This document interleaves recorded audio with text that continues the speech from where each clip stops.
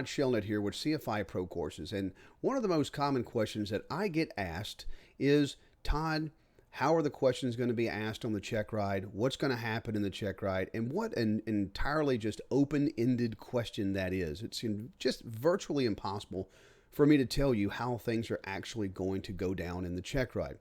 So what I've done is I do some help videos with people where I join them on a Zoom call and I just ask them questions like I would in a check ride. And so this week I'm going to bring you how I would ask the questions in the check ride. This is a gentleman that reached out to me. He had questions on how some regulatory questions would be asked in a check ride. So we sat down on a Saturday morning over a hot cup of coffee and I asked him check ride questions like it would go down with the DPE. I hope you enjoy this short little video.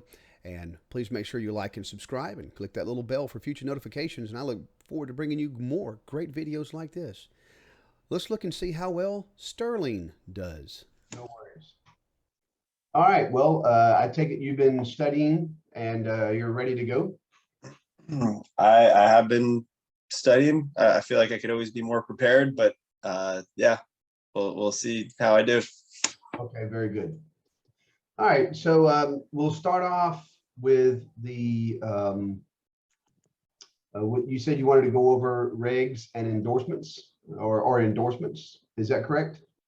Yeah, regulations and endorsements is fine too. I don't think that'll hurt, but I just, there's all these regulations and I got them all tabbed out, but I'm not sure how the questions are going to be asked, I guess, and sure, we'll just kind of go through and take a very large sampling throughout and kind of we'll actually kind of go in order to make it easier for your tabbing. And if you want to, during the second part of this, I won't go in order and I'll just kind of go all over the place. That way it's a little bit more difficult for you to stay along with the conversation. So are you ready for me to start? Yes, sir. All right, here we go. So you're going to, after this check ride, Sterling, you're going to be a CFI and you're going to go out there in the world and you're going to start flight instructing. And, in the past, when you were a pilot, you probably got asked on your prior check rides, what documents do you need to have in your possession to act as PIC? Have you ever been asked that question before as a pilot? Yes, I have. Okay. Well, so now, since you're going to be a CFI, can you tell me what documents you need to have in your possession in order to act as a CFI? Yes, sir.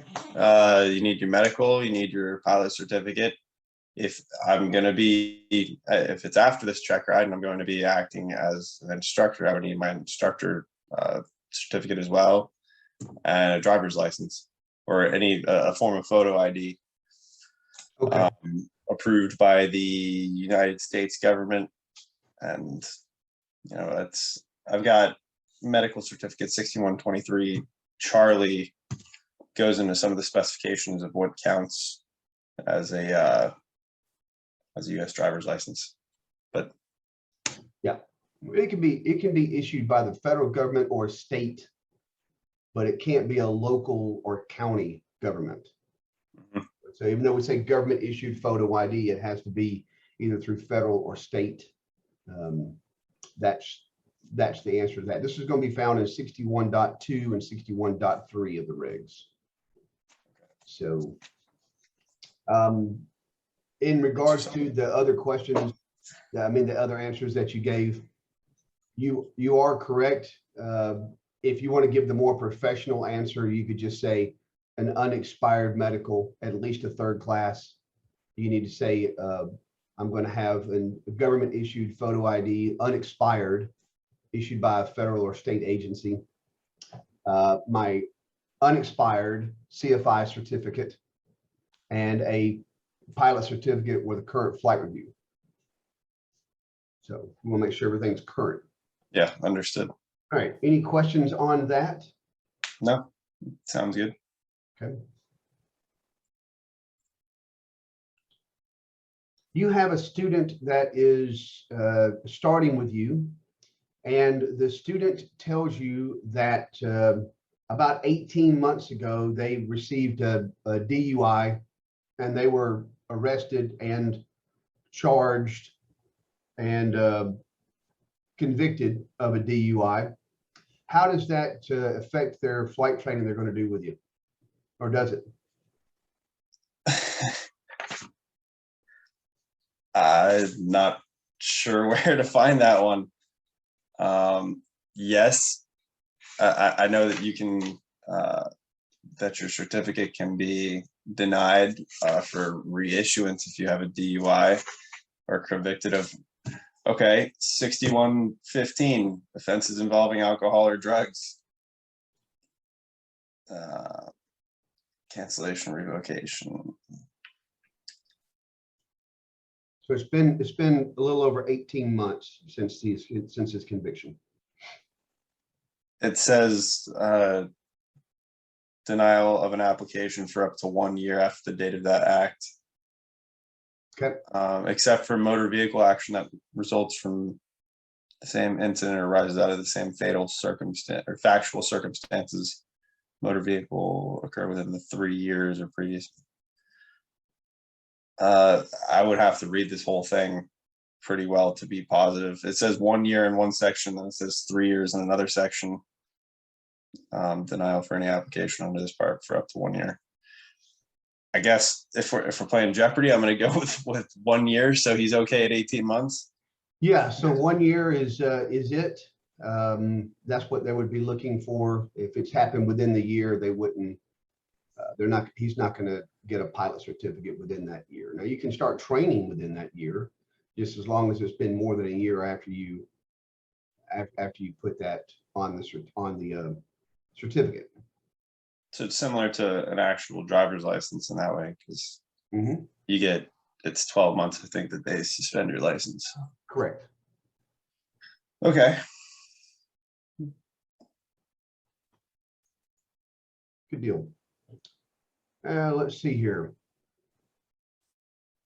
So as a newly certificated CFI, you'll be a CFI for single engine airplane, correct? Yes. So tell me, and I'm wanting to know the answer that you need to give me needs to be from a holistic view, meaning you need to be able to, the answer you need to give me has to pertain that you can do the entire form of what I'm asking. So what I'm asking is, what training can you, the day after this check ride, what kind of training can you go out and perform all the way through? In other words, from start to finish without bringing any other type of instructor into the equation. What can you do as a CFI single engine with no double I, no MEI? What kind of training can you do from start to finish without bringing any other instructor into the equation? I can give training for pilot certificates. So recreational, private, commercial, and sport, I believe. But I would primarily direct people for, doing their private license, because you get many more privileges and less limitations. What else can you do? I could do flight reviews. Okay.